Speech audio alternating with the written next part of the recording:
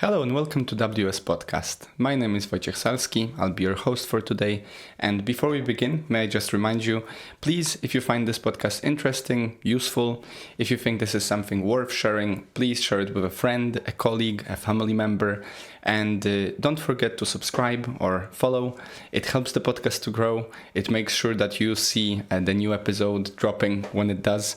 And it lets me know as well what kind of people from where what are you interested in are there. So yeah, I'd like to get to know you in that sense, in that limited relationship of a sense. Other than that, if you'd like to check out the podcast in any other way, support it, please follow the link below. There are some options there, and I am very, very grateful for all of you out there who are listening, supporting, sending a friendly comment and so forth. It really does make my day, especially the comments and emails and stuff like that. So deeply appreciated. Thank you so much. Now, today's a big one, guys, because this might just be the last episode in this little cupboard of a studio. I don't know yet how the next studio will look like. I will hopefully make it an upgrade from where we are right now. But of course, as I mentioned last time, each to their own. I bet tastes will differ. So it might just be that what I think to be a nice way to arrange a studio is not necessarily what you would choose. I'll also try to get help from my lovely wife in terms of, some aesthetics. But yeah, I'm really excited to move the rooms and to make the studio anew in a sense. So let's see what happens. I'll keep you updated. It might just happen that the next episode will be recorded without my lovely face. If that's the case, please remember that it is please remember it will be temporary for sure. It might just be that I didn't manage to make the studio nice in time, and I'm too ashamed to record in in the corner of a room without any background and so forth. So I'm gonna try to make it happen quick enough. If I don't make it, then we might just have one episode recorded just with my voice, and that's okay. Most of you, I bet, are still listening mostly rather than watching. Other than that, I think I'm gonna try to tackle quite a big topic today. So I did make myself a promise that I will finish within an hour and maybe 10-15 minutes. And if that's not gonna happen, if I can see 40 minutes in that we're not even making half of the points that I wanted to make, then I will just make another episode about it. So it might just be a 2-episode expose, and it's a big one. I'd like to talk with you today about freedom, and I know that it is a very complex and a huge topic. And I've created a bunch of, a list of aspects that I'd like to share with you. And I'll try to put forth as much from me that will be useful for your next year, really. Because I am preparing for the New Year's already. And I did think this topic to be quite suitable for that occasion. But of course, as I said, it's a huge topic, and we could probably talk about it endlessly. If anything, I'm hoping to get some guests in next year to discuss this topic with me. So yeah, I've got some notes on screen as per usual. I've got some notes on my little notepad here, and I guess let's give it a start. So first of all, of course, freedom has many faces, right? You could talk about financial freedom. You could talk about the freedom to choose what to do. you are exercising that freedom right now, listening to this episode rather than listening to another. I am exercising this freedom of choice now in the past for you, but in the present for me, by speaking to this microphone and having a little mindful wander down the alleyways of my mind and my notes. You can have the freedom of movement, freedom to choose what you want to do in life, a time freedom, which basically allows those choices to be made. Maybe the choices what you do and when. Geographical, national freedom, the private property, which I will try to dive into a little bit deeper. So the freedom to own your own things and to do with them as you find fit. The freedom of speech, which is very, very important, and I'll also try to touch on that. So yeah, there's plenty more. So the point here is that, in a way, freedom, one could argue that freedom lies at as a foundation to your life's adventures, right? It is one of those things that without which, similarly to health, I think, without which it is very difficult to enjoy your daily activities. And of course, health is at the most basic of foundations, I think. Being able to stay healthy and therefore enjoy the lack of disease of any kind is, I think, at the root.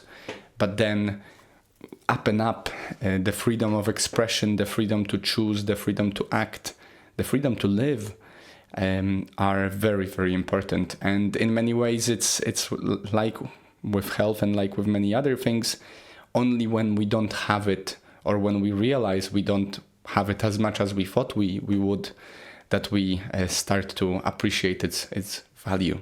So I'd like to talk about the different aspects of freedom.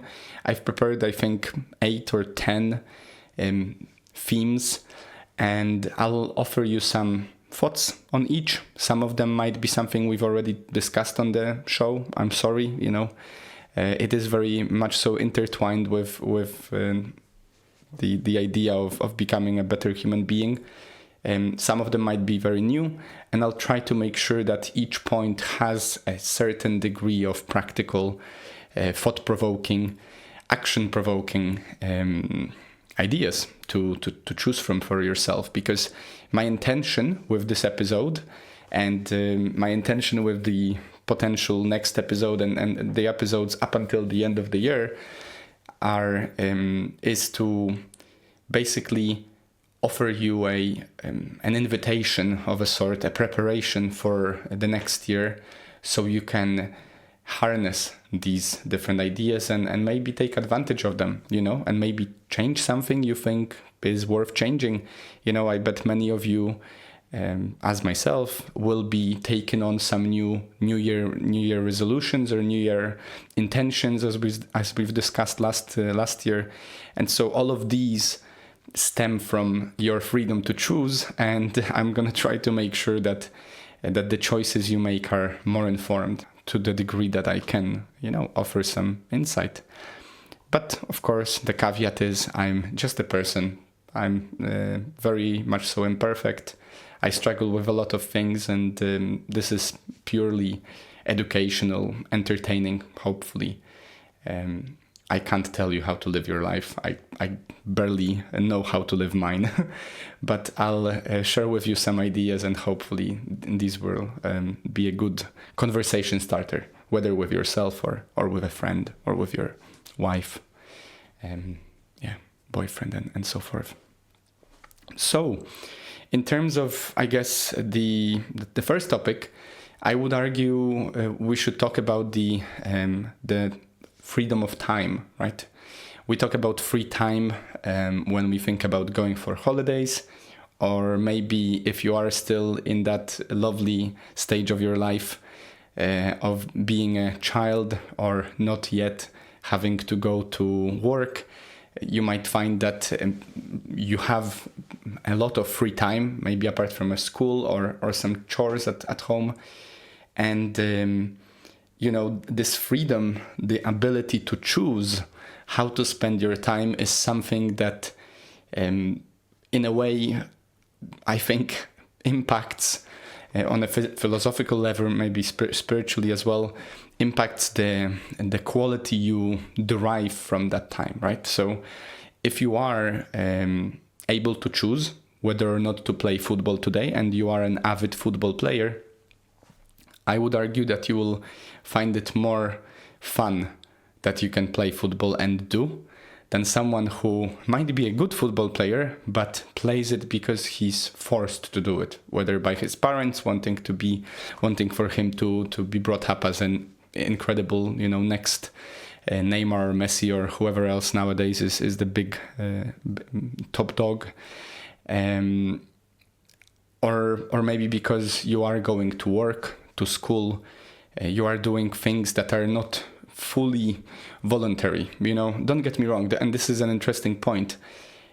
It is my choice to go to work today, right? I've been to work today. I'm gonna go to work on Monday again, and that's a choice I'm making. But I wouldn't say it's a purely free choice, because by the lack of money, which potentially could happen if I didn't have a job and didn't have savings, I am in a way forced to choose between poverty and struggle, and potentially having a lot of free time but not being able to do much with that free time, because I'll be maybe under the bridge somewhere, and that's all I can afford because I cannot afford anything. Or the other choice is, of course, to go to work and potentially do something that I enjoy more or less, maybe something I don't like.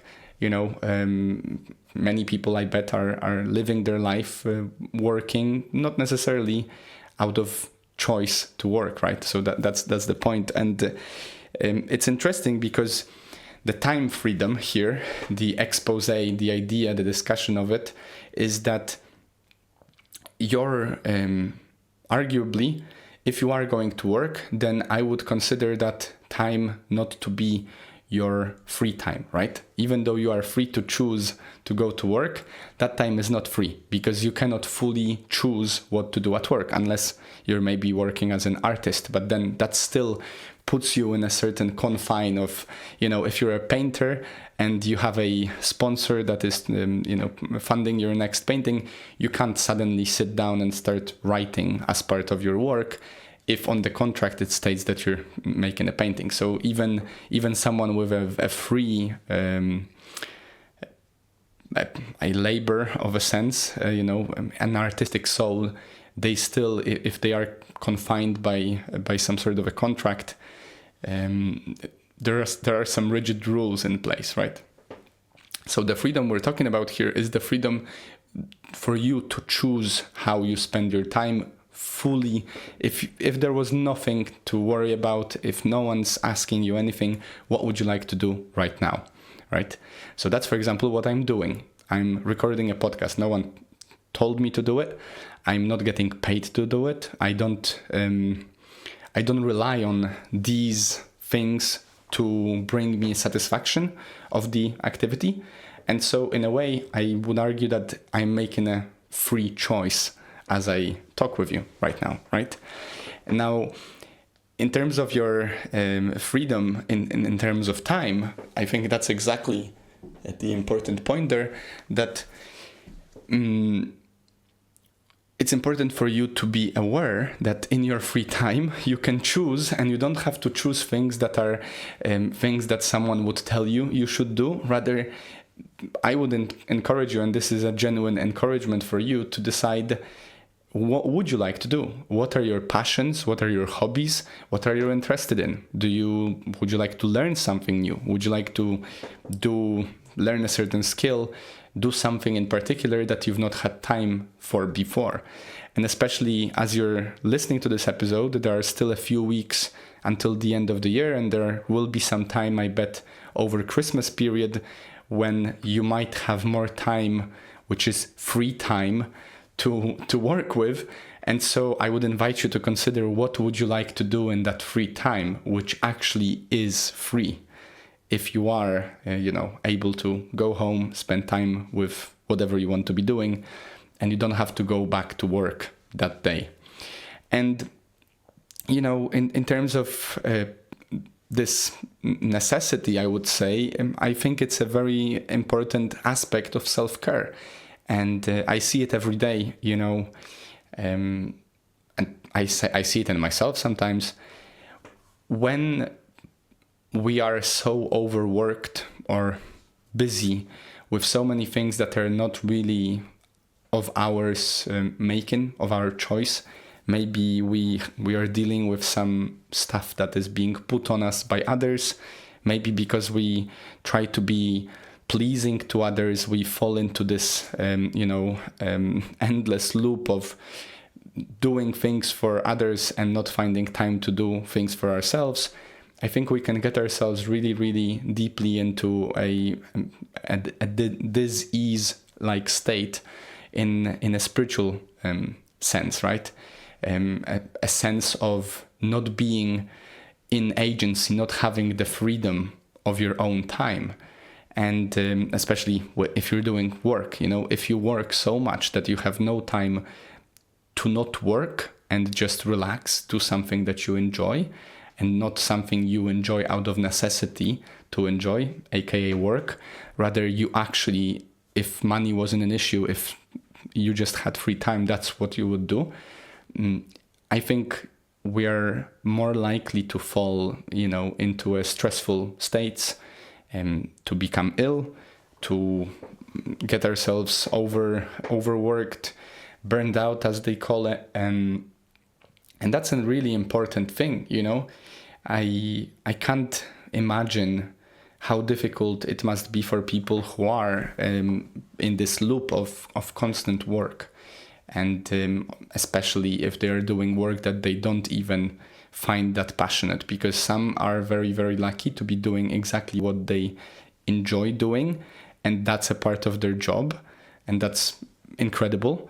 But many aren't. And I don't know about you, but overworking at things that I don't find fascinating and incredibly soul-filling just scares the shit out of me. And I would argue that it is a very, very important self-care aspect of this time freedom, to actually have free time for yourself to choose from, and to choose actively because you want to, not because someone tells you to choose that or the other.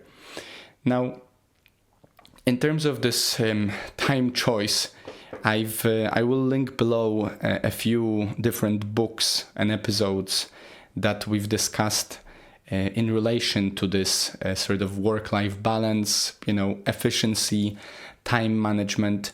I think time management is a huge point here. And if you remember from our episode about the 12 Rules for Life by Peterson, I think in one of his lectures he says that your schedule should not be like a prison.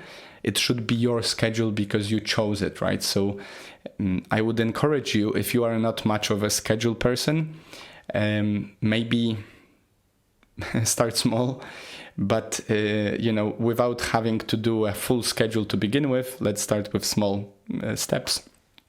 I would encourage you to choose a day in a week, a time in a week, a time in a day, when you will be doing things that you want to do. If you feel like all the things you do are not out of your own choice, maybe you work a lot and then you try to pander to the many different expectations people have for you, then literally schedule it. You could even communicate it with your family members or with your spouse or whatever.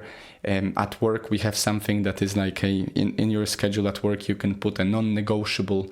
So for example, every Friday, I think, or every Wednesday, I have a non-negotiable that I leave work at a certain hour so I can go and train, right? Do my sports, which I really, really need.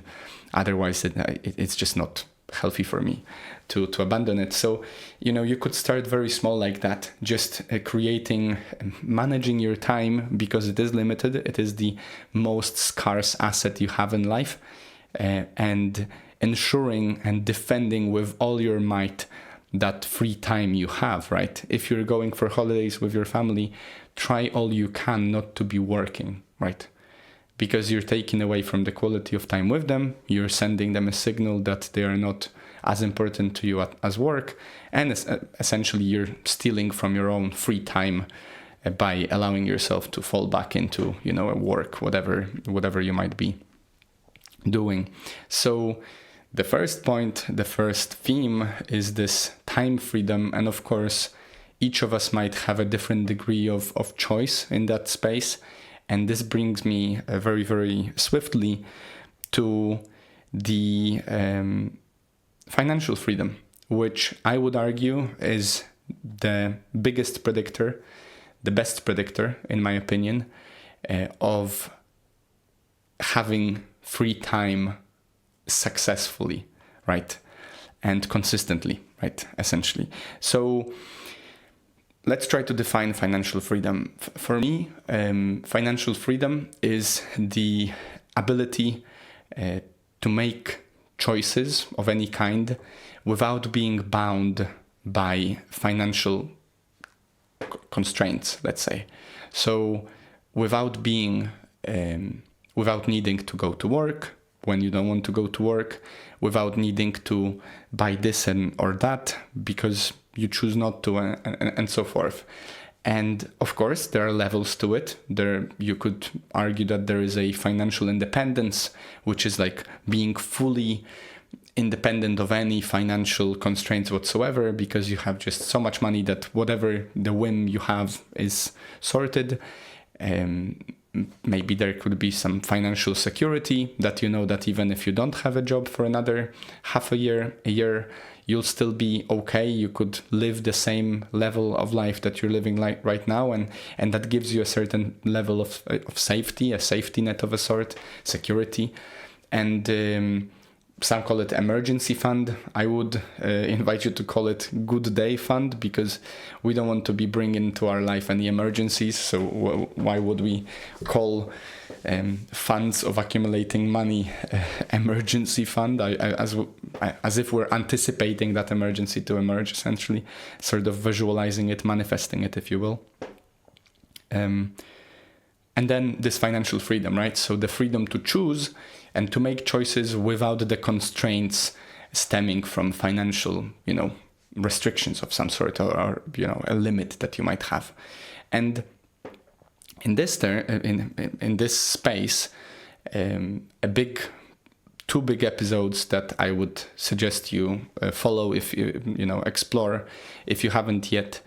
If this topic in particular is interesting for you, is the episode Let's Talk About Money, and the new episode recently, which has plenty of different materials within Why Shouldn't You Buy Bitcoin? Because I explored many facets of the financial system in that particular episode, and I think it's quite informative.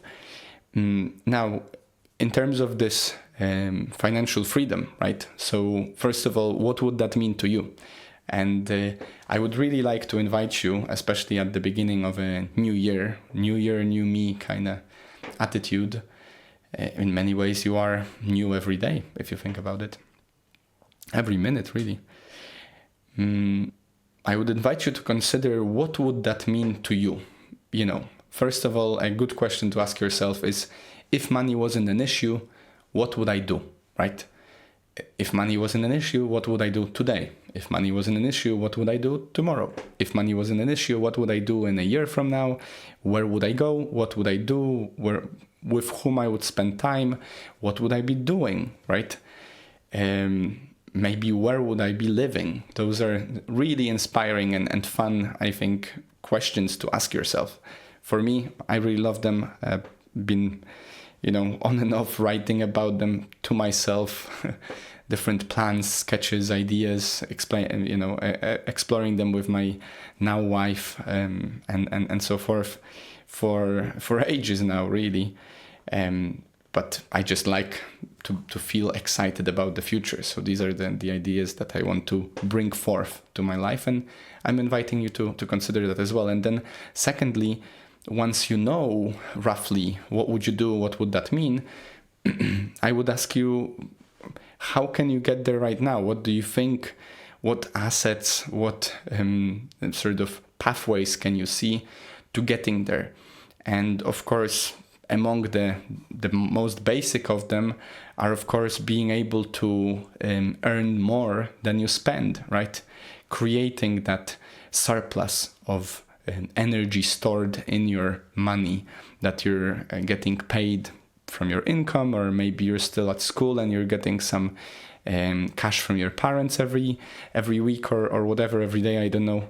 And basically accumulating this surplus with which you could potentially buffer yourself, hedge against having to work every day and, you know, struggling to make your ends meet. And of course, there are different levels to it. I don't want to go too deep in this episode. It's not, I don't want this episode to be about finances that much. I think we've talked about it quite recently, quite a bit. But, you know, going on to those steps from potentially being in debt, as I know many people are, to slowly and surely getting out of it, and then, or maybe fast, really. I wish you to get out of that just like that, and then creating these different levels of financial stability, security, freedom, independence, whatever, to the point that you can live a debt-free and financially unbound life. And then, you know, the point here is, if that happens, when that happens, which I wish upon you, as I wish upon myself, what would you like to do today? What would you like to do then? And I would challenge you to use the answer that popped up into your head right now, what would you like to do if that happened? And ask yourself now, why are you not doing it right now? Because, you know, for example, if I'm thinking I'd like to spend more time in nature and, I don't know, travel the world, of course I cannot fully now leave every, you know, commitment I have and go travel. But I can travel sporadically. I can go on vacations to travel, right? Or maybe I would say I would read more books. Well, why are you saying that you would read more books when you don't have to do anything with finance and so forth? And yet, if you have a spare time right now, you're scrolling TikTok or whatever, and you're not reading any books.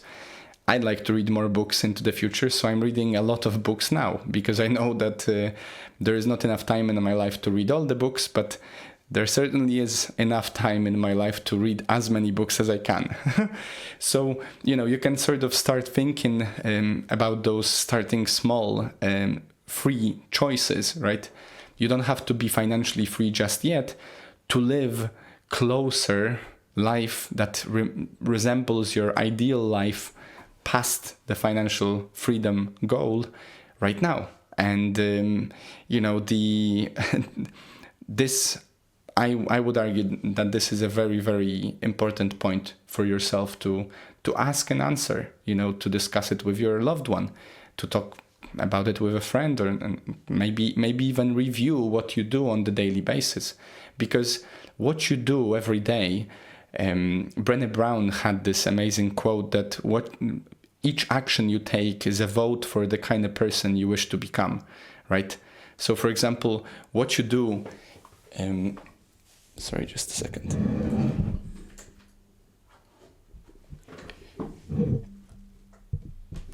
Sorry, just the lamp down there is not the ideal. I'm struggling with that one. That's beside the point. You know, every action you take is a vote for the kind of person you wish to become. So if you wish to become a more healthy, athletic person, every time you go to the gym, every time you work out, every time you even, work out 10 minutes, stretch, whatever, you go for a brisk walk, you're making a vote. You're making a vote for the kind of person you wish to become, which is an athletic person. If you wish to become an athletic person, but every time you have free time to choose, you decide to, eat crisps and lie on the couch, I'm afraid that you're making a vote against that person. You're essentially making them lose in the long run. So if there is anything in your life right now that you are doing or not doing because of the financial constraints, and you think that if you were free of those financial constraints, you would start doing it, I would argue with you that there is probably at least one aspect of that activity which you are avoiding, or of that habit which you are trying to change or you want to start, that you could start now, even with the little money that you have, unless the habit or the activity that you cannot do just yet is spend a lot of money. And yeah, that's probably not the best strategy for using your steps to become more financially and time-wise free. Now, I cannot stress it enough, and I'll just leave you with this. I'll put the link below to both of those episodes, and you can check out the topic in more depth. I cannot stress enough the importance of financial literacy and education. And this is one of the reasons why I've made quite a few podcasts by now about this topic, which still, for me, after many hundreds or thousands of hours spent understanding it, listening about it, reading about it, I cannot stress enough how important it is, and yet how little we know, like an average person knows.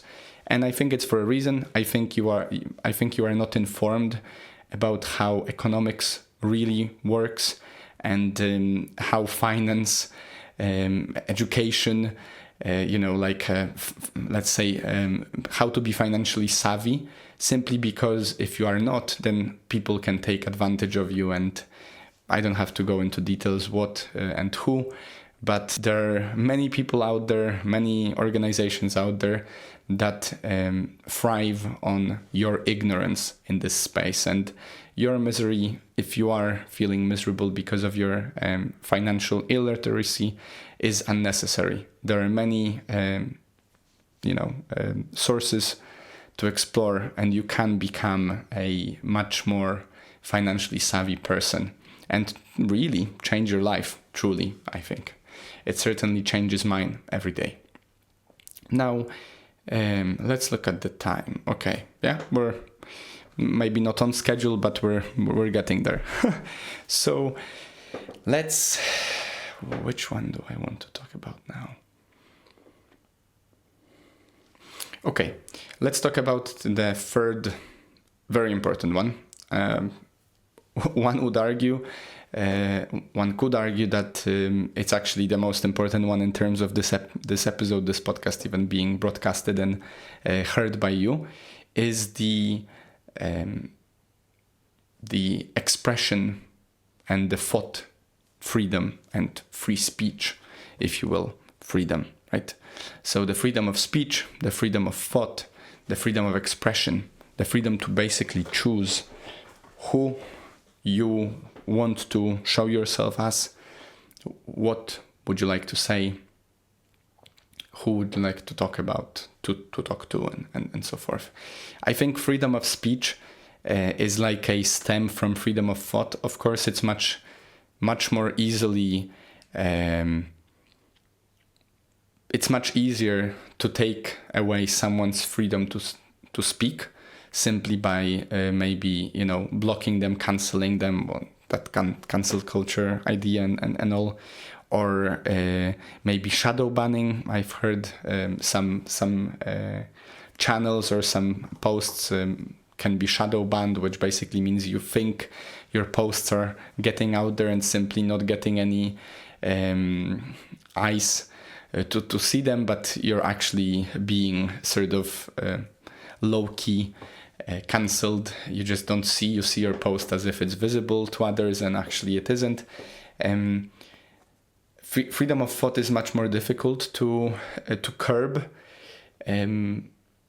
only until someone will have access to our thoughts, which is obviously one of these dystopian futures ideas that both Black Mirror episode and so many, amazing books explored.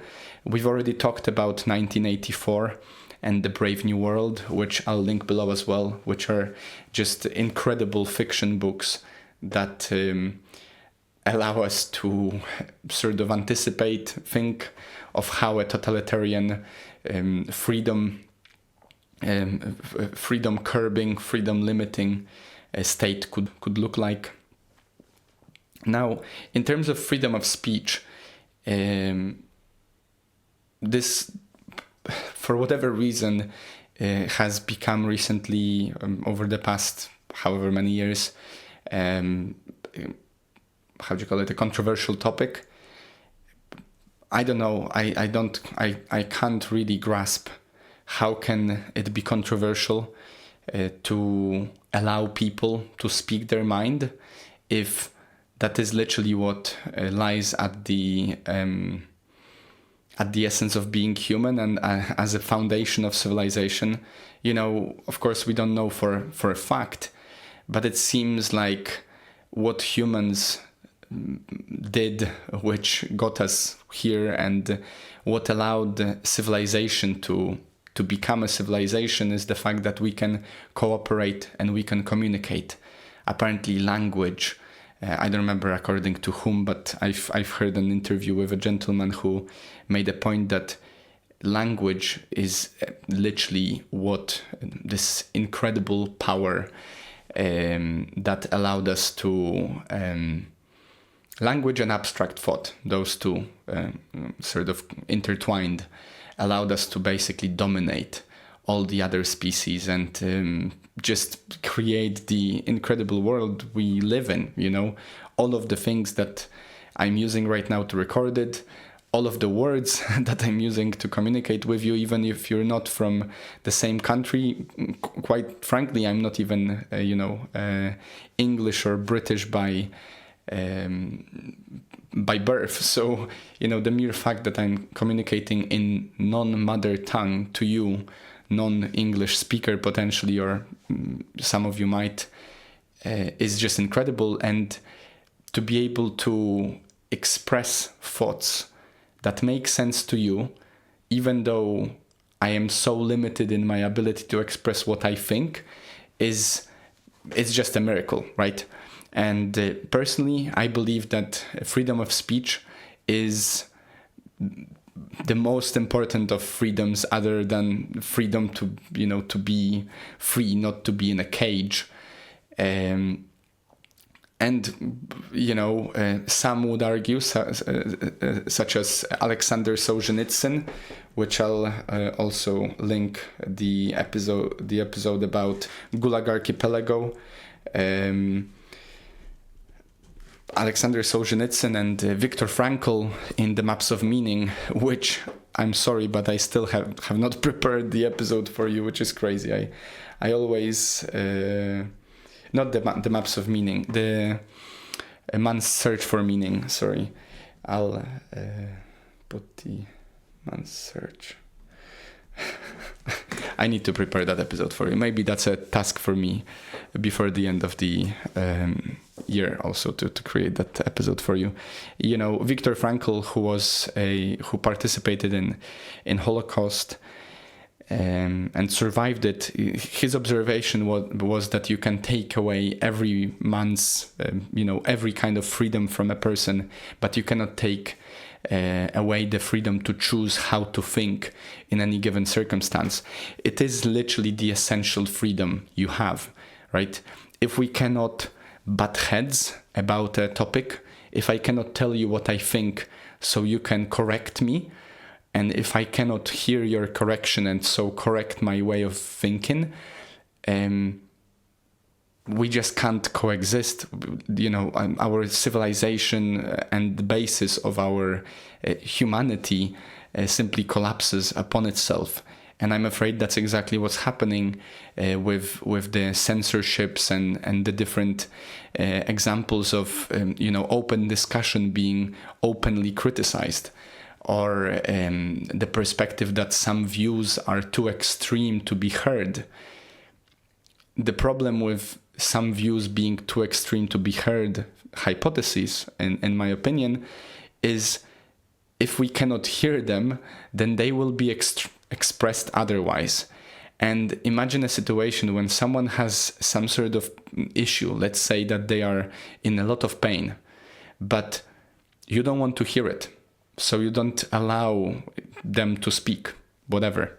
You make them unable to speak, but they are still in pain. And so since they cannot communicate with you with this most humane way of communication with words, they start to maybe bang on the door, or maybe bang on you, like they can literally punch you to get your attention.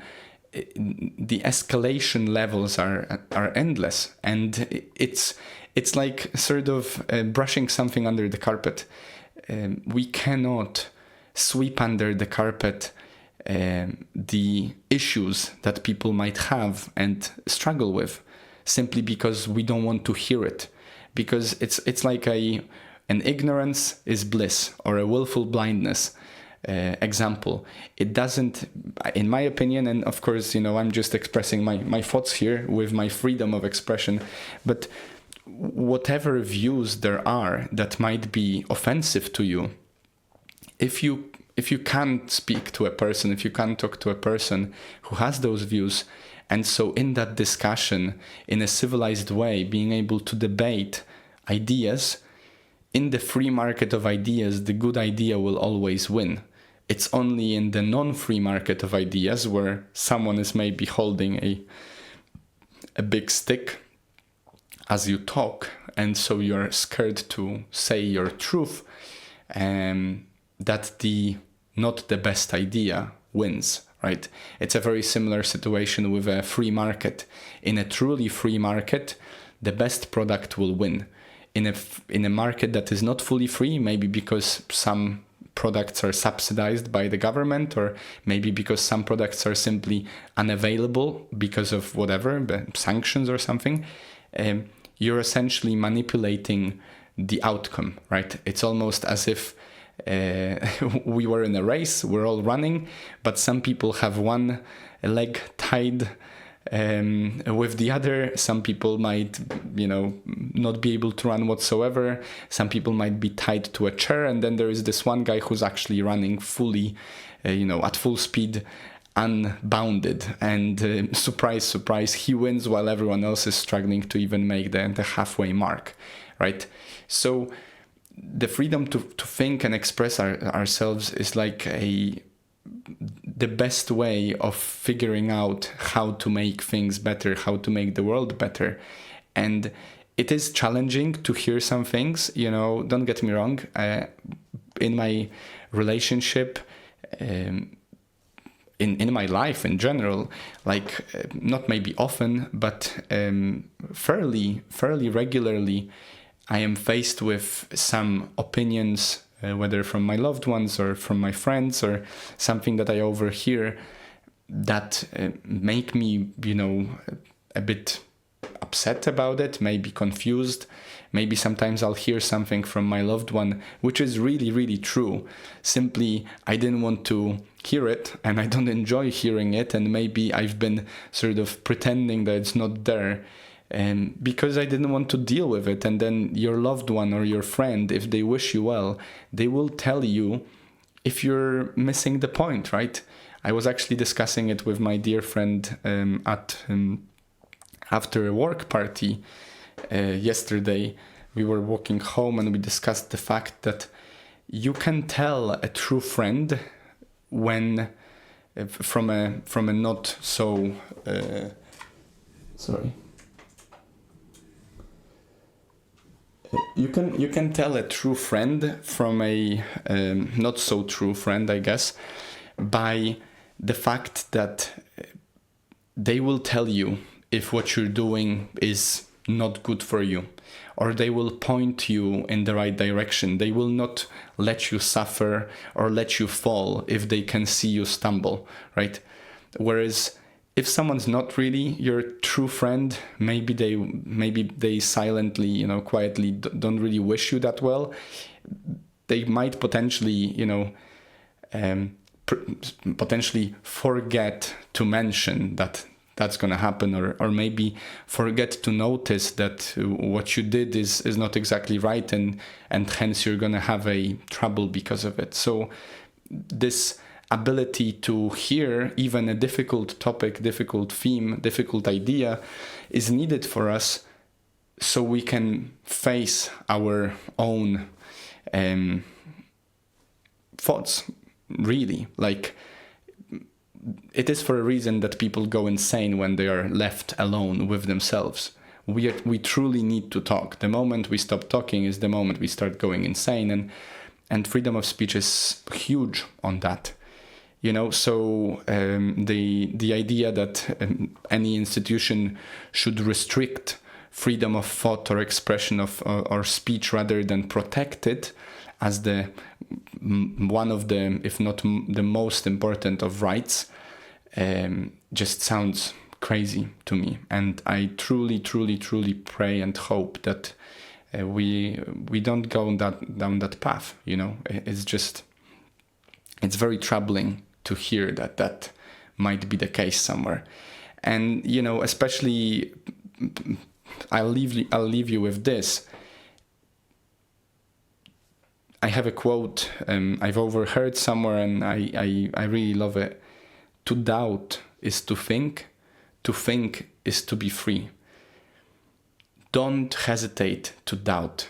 Don't hesitate to doubt all that I just said today. The point of thinking for yourself is to think, right? So in the same way that you should feel skeptical about someone telling you something that is really shocking, you should be skeptical of someone saying something to you that seems completely down your alley, because maybe they are saying it exactly because they know it's gonna be something you want to hear.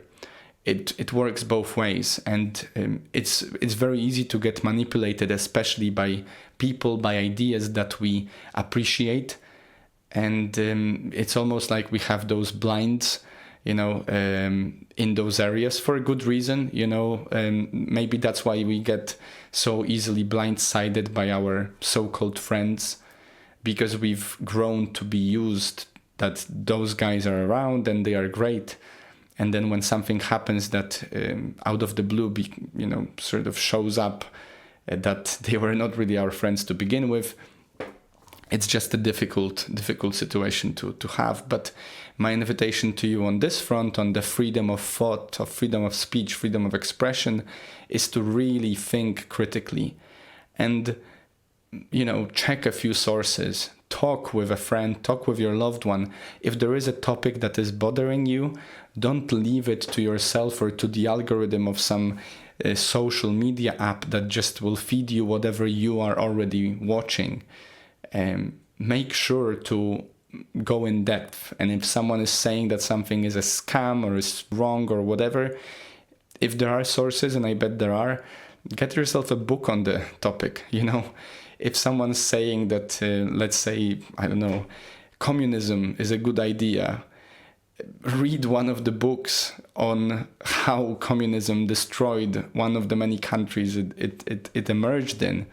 It's mind-boggling to see people fall again and again for the same traps of just some stories. It's great to hear stories. We all love them. Podcast in a way is a story. I'm telling a story of some sort, but after all, it's, you got to think for yourself. You have the freedom to choose, the freedom to think, the freedom to express yourself, and the freedom to speak. And if you want to speak up for something, you should be allowed to do so. And just have a think, right?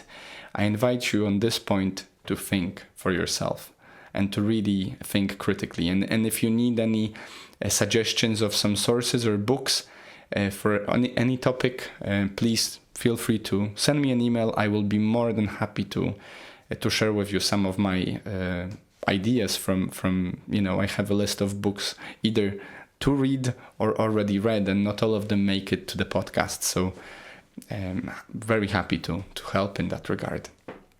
Now, let's see. We've got 20 more minutes roughly. All right. Okay. Well, yeah, we're definitely going to have another episode. I don't know if we're going to do it straight after this one, but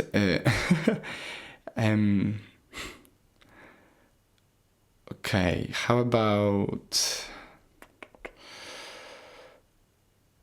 Okay, let's do two birds with one stone: private property and personal freedom. So, of course, the idea of private property is the right to own or possess a certain private property, which means it is yours. You can choose whatever you want to do with it. You can destroy it. You can hide it. You can keep it. You can dig a hole in the middle of nowhere and put it there. You can eat it if you want. Hopefully it's something edible. The whole point of private property is that there are rules in place that allow us to thrive as a society. And actually private property, from what I remember, emerged as a tool for the local, let's say a lord, for example, to be able to get support of his tribesmen, or maybe, a chieftain, in a situation when he needs them, right? So, for example, if we are living in a tribe and each of us has a bunch of things, but anytime we go hunting, someone steals your things, you won't be willing to go hunting with the group, because, it's a good point. You don't want your things stolen, right? If you found a really nice rock that you want to keep, or maybe you found a nice, I don't know, whatever, stone for your wife as a gift, and you want her to have it in your tent or whatever, in your cave, it is a very essential need, right? To be able to keep it there when you're absent. You shouldn't be constantly guarding your stuff.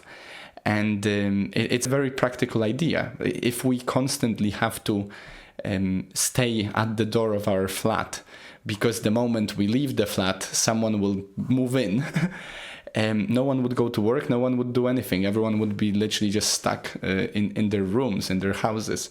And so this private property and law of ownership emerged as a tool of sort of rights and protection. And so we know that the laws and regulations are allowing you to feel certain that if something were to happen, at least you're gonna have the authority, maybe the chieftain, the tribal chief of your group, or maybe the governor of your state and so forth, the local police chief, will be on your side trying to reconcile what happened, right? Maybe first of all try to get it. Maybe the police will try to help you get your stuff back.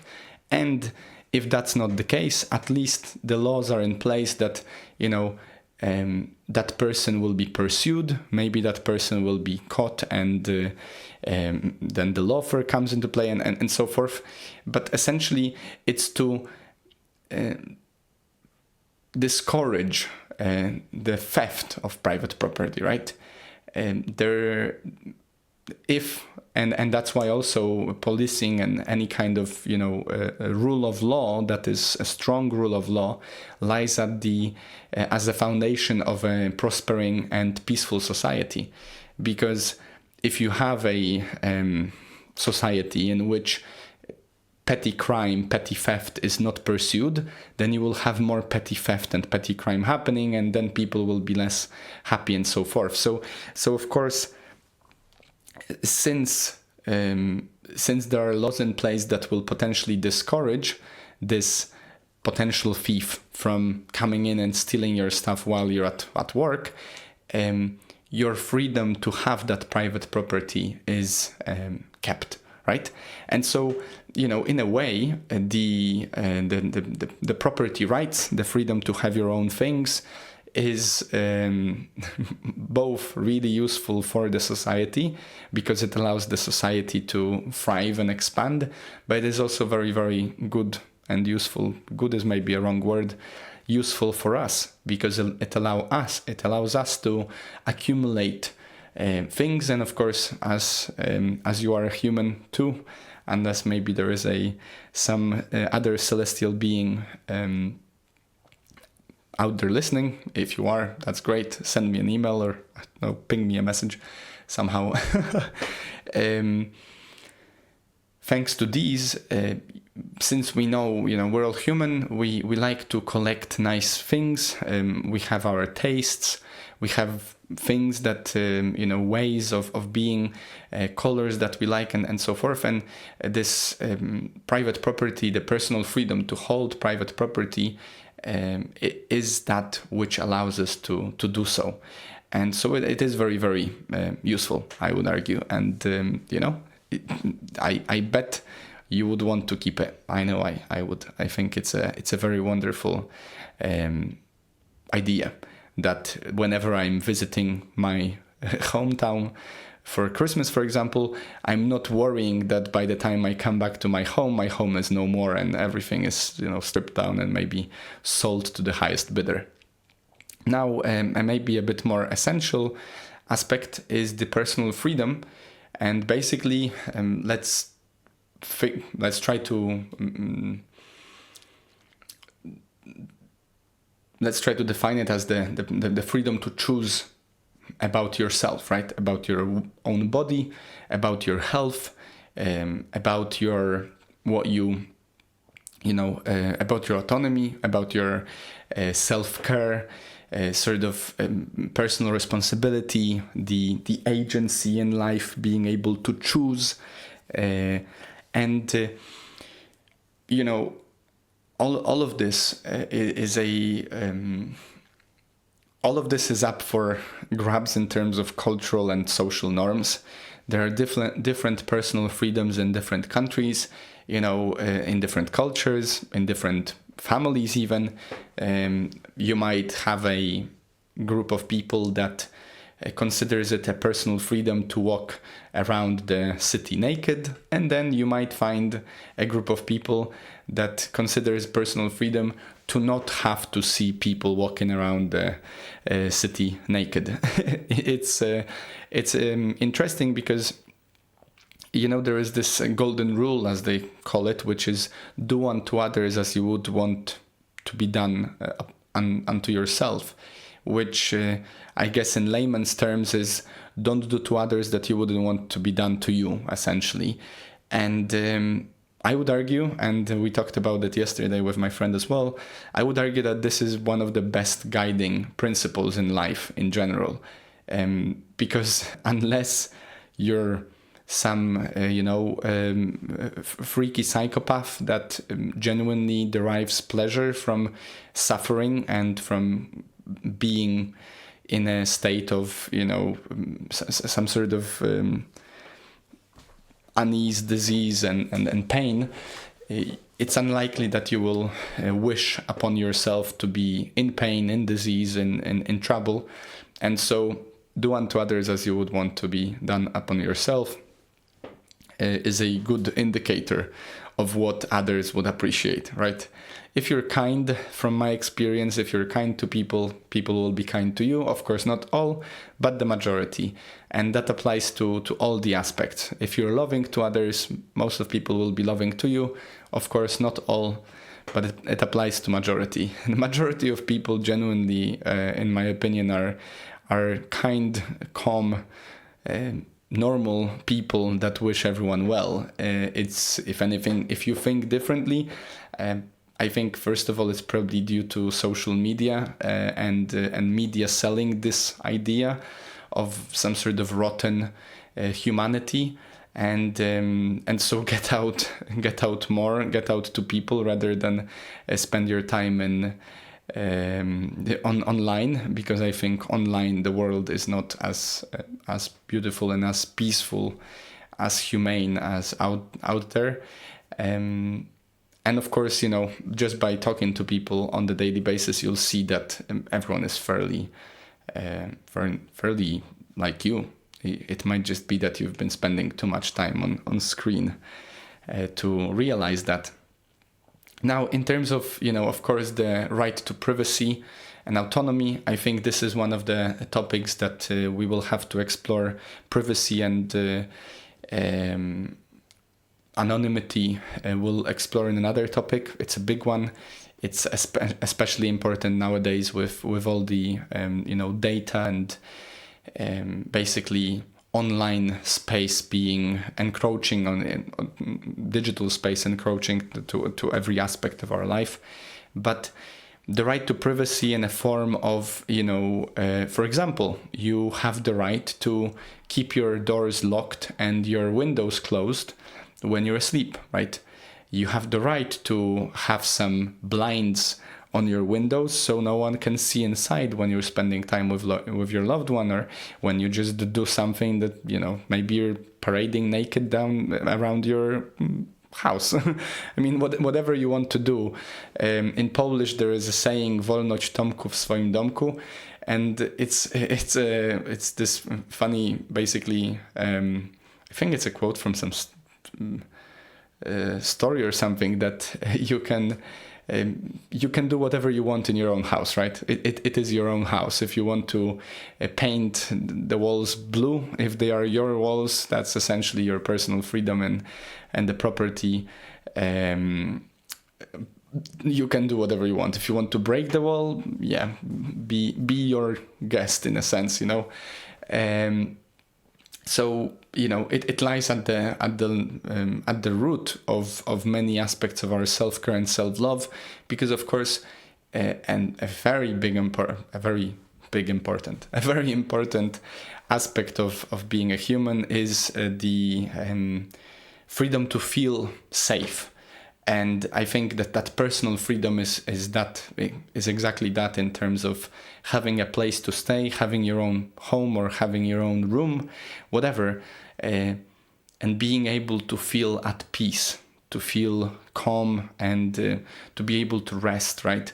Imagine how horrific your life would be if you were living in a situation in maybe somewhere where you don't feel safe when you're asleep.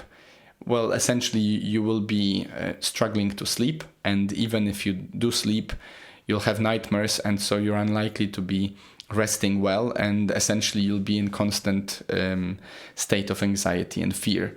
It's a huge thing that I think we don't think about that much, because we just take it for granted, as many other things that we've explored today. But all these freedoms that you do have, that you might not even think that you do, are really, really important in basically ensuring that you are living a fulfilling, peaceful and life in a way that you'd like to live it, right? Having the ability to choose what to do with your body, what to do with your health, what to eat, how you take care of yourself, how you spend your time with your loved ones, what color your walls are inside your flat.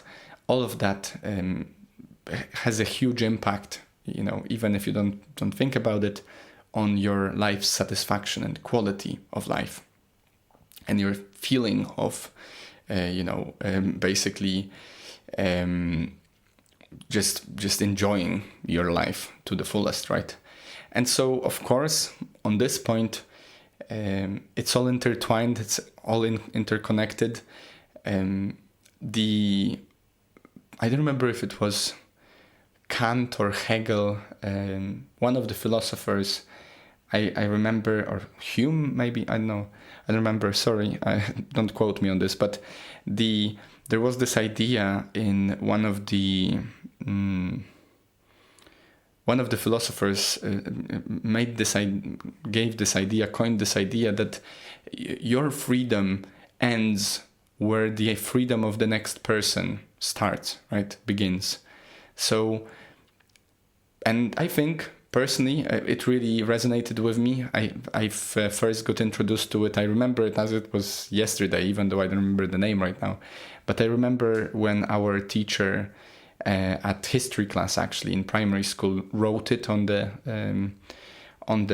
blackboard and explained the concept, and it really hit me. It's one of those memories that I don't have that many memories from primary school that are so vivid. This one is, and I remember that it really made sense for me that my freedom's limit is where the freedom of you and you and you and you and you and everyone else begins, right? So, for example, from my perspective, infringing on other person's freedom by, I don't know, taking away their things, aka stealing, or doing something that puts them in a state of pain or some sort of really negative experience, unless, I would argue, unless it is just talking. I think yet again we should be able to talk to one another. But all of these things, like for example, my financial freedom ends where your financial freedom begins. It cannot be that for me to be financially free, you have to be financially a slave, right? It just can't be, in my opinion. So, in terms of the personal freedom, I guess the only invitation for you that I could muster as I was exploring this topic is this idea: what would you like to be free to choose?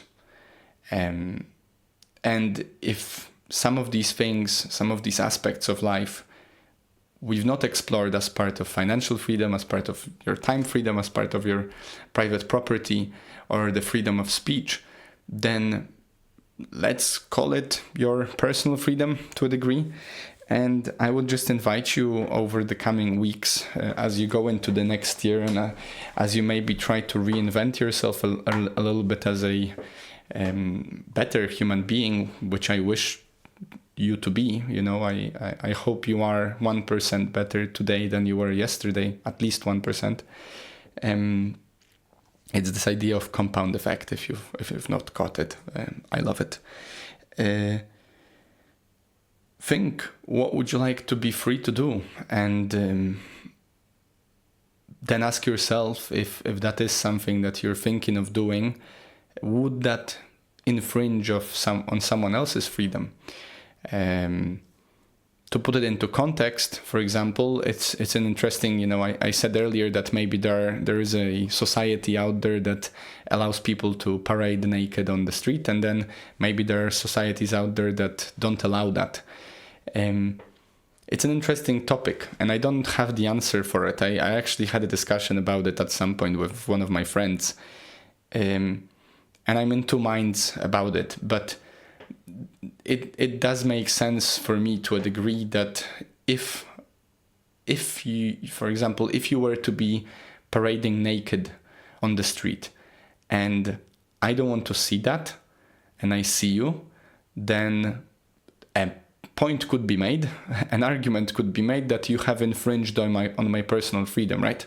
You have done something that shocked me, and that way, my personal freedom has been infringed.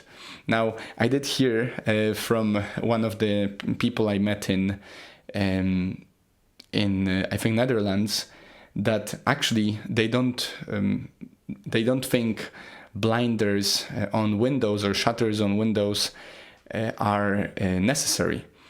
And the girl's argument when I discussed it with her was that it is the problem of those that are looking, that they're looking, not the problem of yours that you're walking around your flat naked, and that's fair.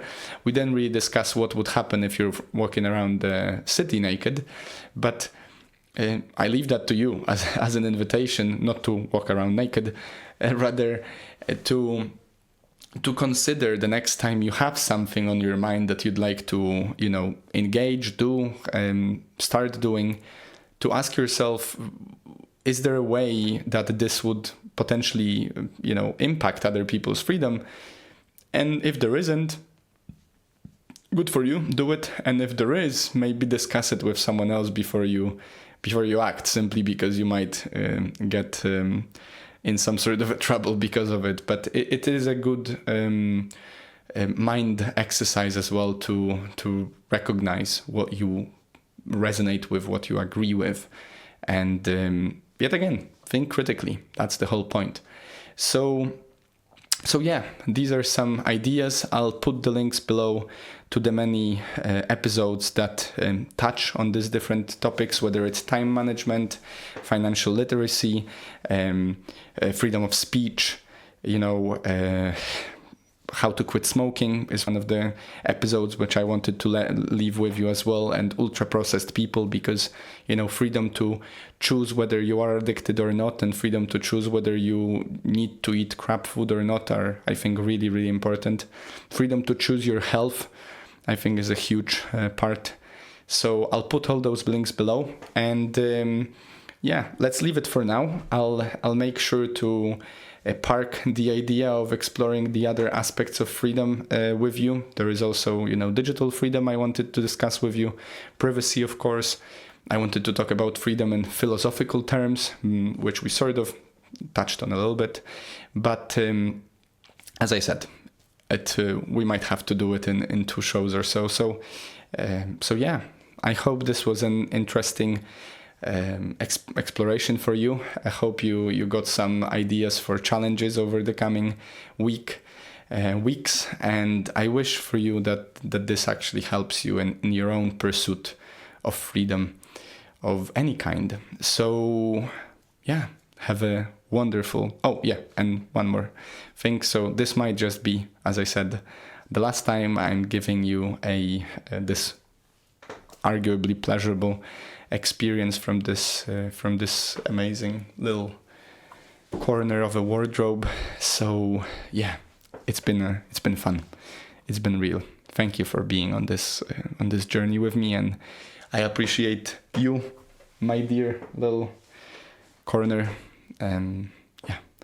So wishing you all the best. Have a wonderful, wonderful week. Thank you for sticking around, and please follow, subscribe. I always forget about, reminding you about that. Yeah, just do. Thank you so much. Have a wonderful, wonderful week. Stay happy, stay healthy, stay free, and I'll see you next time.